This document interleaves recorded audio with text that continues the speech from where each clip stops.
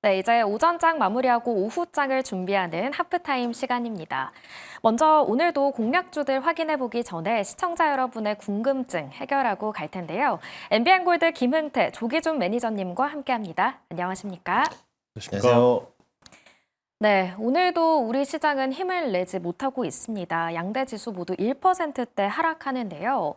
코스피는 1.14% 떨어지면서 2,408선을 지나갑니다. 외국인과 기관이 매도세를 보이면서 지수를 끌어내리고 있는 모습이고요. 코스닥 역시 개인 홀로 매수를 하면서 1.4%대 떨어지고 있습니다. 먼저 김흥태 매니저님, 이렇게 오늘 시장에 힘이 빠진 상황에서 오후장은 어떻게 전망하시는지 궁금하고요. 어떤 전략 가져가 보면 좋을까요? 사실 저는 어제 시장을 하락하고 나서부터 오늘은 좀 반전이 필요하지 않을까라고 좀 보고 있었거든요. 근데 오늘 예상과 좀 다르게 오늘도 좀 강한 흐름으로서 좀 하락하고 있는 시장을 보고 있습니다. 어제와도 동일하게 오늘은 어제랑 좀 다르게 오늘 외국인들이 좀 많은 매도세를 나오고 있는데요. 아무래도 환율이 워낙에 또 올라오다 보니까는 현재 환율만 하더라도 달러 환율만 하더라도 지금 1,449원을 좀 찍고 있기 때문에 아무래도 이런 고환율 속에서 외국인들에 대한 투심이 좀 위축되고 있는 시장이 되지 않을까라고 좀 보고 있습니다. 아무래도 가장 큰 이유는 이제 정치적 리스크 때문에 아무래도 시장에 대한 불확실성 요인이 나오다 보니까 아시아 증시에서 중국과 일본은 선방하고 있는 와중에서도 우리 국내 증시만 하락하고 있는 거거든요. 그럼 결국에는 도출은 정치적 리스크가 해소되지 않으면은 아직까지는 좀 약세장으로 가고 있다라고 보실 수가 있겠습니다. 근데 그나마 좀 다행인 거는 지난번에 아무래도 이제 비상계엄이 있었을 당시에 한번 주가를 하락하고 나서부터 그 저점을 아직까지는 뭐 받아 내려오지 않고 있기 때문에 이미 저점을 한번 지나가고 있다라고도 볼 수가 있겠고요. 아직은 좀 박스권 장세가 좀 이어질 수 있기 때문에 이번 오늘 같은 시장에서도 역시나 마찬가지로 뭐 공격적인 매수보다는요. 일단은 수급이 들어오는 테마장 위주로서에 대한 종목들을 좀 보시는 건 좋겠고요. 특히나 달러가 강세했을 때 환율이 올라올 때 올라오는 섹터들이 조선업종이라는 거죠. 현재 오늘도 조선업종들에 대한 움직임들이 강한 흐름을 보고 있는데 단기적으로 보지 마시고 좀 중장기적으로 봤을 때 지금도 조선업종들은 좀 담아봐도 될 거라고 좀 보고 있기 때문에 좀 관심 있게 좀 보시면 좋을 것 같습니다. 네, 어제도 낙폭이 컸고 오늘도 하락세가 이어지는데 김흥태 매니저님은 반발 매수세는 예상 안 하시나요? 일단은 연말이기도 하겠지만은 반발 매수세가 들어오면 굉장히 좋죠. 그런데 네. 오후장에 이런 외국인들이 자금이 들어오지 않고 있는 와중에서 특히나 또 금요일이기 때문에 반발 매수세가 들어온다 하더라도 뭐 크게 반등은 하기는 어렵지 않을까라고 보고 있고요. 오히려 반등하는 장이 된다라고 하면은 오히려 AI라든지 IT 산업 쪽에 대해서 좀 움직임이 좀 나오지 않을까. 그러면은 차라리 AI 소프트웨어 쪽에 대해서 흐름을 좀 지켜보는 것도 좋을 것 같습니다. 네, 오늘 역시도 주말을 앞두고 쉬어가는 장이 되지 않을까 싶은 생각이 드는데요. 조기준 매니저님도 이렇게 조금 아쉽게 생각하실까요?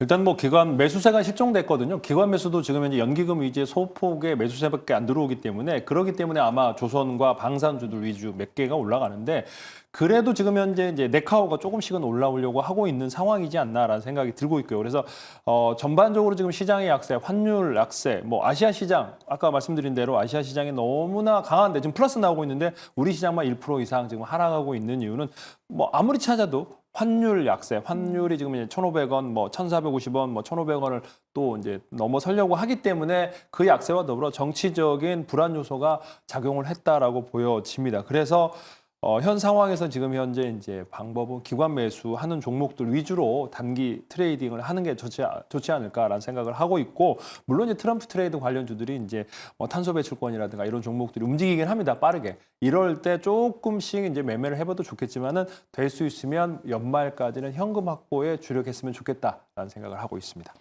네, 연말까지는 현금을 확보하는 데 조금 힘을 써보자라고 이야기해 주셨습니다. 그리고 사실 연말은 아이든 어른이든 이 산타의 선물을 기대하기 마련이잖아요. FOMC가 산타 랠리로 가는 관문이었던 것 같은데 저희가 거기서 조금 넘어진 듯한 느낌이 듭니다. 김흥태 매니저님은 그럼에도 이 연말 산타 랠리 조금 기대해봐도 좋을까 하는 생각 있으신가요, 혹시?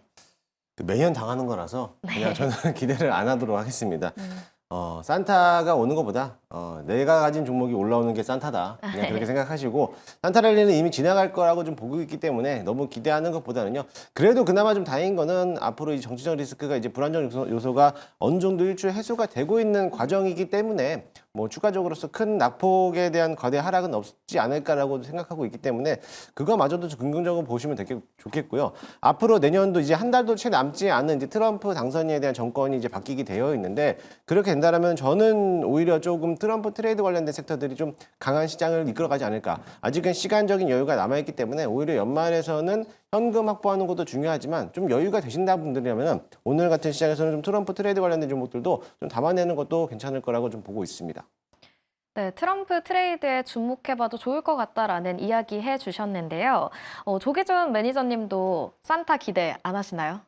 네, 산타를 기대할 뻔했죠. 올해 12월 초에 네. 산타를 기대를 하려고 했었어. 당연히 올 줄 알았고 그랬는데 그렇죠. 12월 달 들어서 3일 날 이제 뭐 이벤트가 터지고 그러면서 시장은 이제 무참하게 지금 짓밟히지 않았나라는 생각이 들고 있고 그래서 이 상황은 하루아침에 해결할 수 있는 문제는 아닙니다. 정치적인 문제가 서로 갑자기 봉합하고 서로 윈윈할 가능성은 없어 보이기 때문에 내년 뭐 1월, 2월까지도 계속될 가능성이 높습니다. 그래서 환율은 계속적으로 약세 국면으로 갈 수밖에 없고 아시아 시장이 이렇게 강한데도 근데 결국에는 이제 어느 순간에는 우리 시장의 정치적인 리스크, 경제 이제 펀더멘탈의 문제가 아니고 정치적인 문제 때문에 이렇게 하락했기 때문에 어느 정도 시간이 지나면 또 시장 뜨겁게 올라올 거다라는 생각이 들기 때문에 저는 그러면서도 좀 현금 확보하면서도 저는 내년을 대비하는 게 좋겠다라는 생각이 들고 있고 그와 관련된 업종은 지금도 강하고 있고 뭐 이중항체도 있고 CDMO도 강했었지만 올해는 근데 저는 내년은 세포치료제, 유전자 치료제 이쪽 뭐 비만 관련주도 올해 핫했기 때문에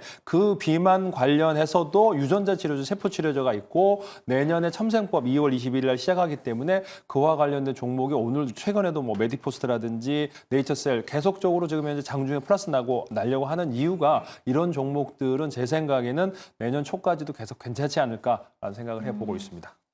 네, 여러 가지 테마들까지 추천을 해주셨는데요. 조금 이따 하프타임 공략주에서 더 자세하게 들어보도록 하겠습니다. 이렇게 시청자분들의 궁금증 해결해 봤고요. 먼저 김은태 매니저님과 함께 공략주 확인해 보겠습니다.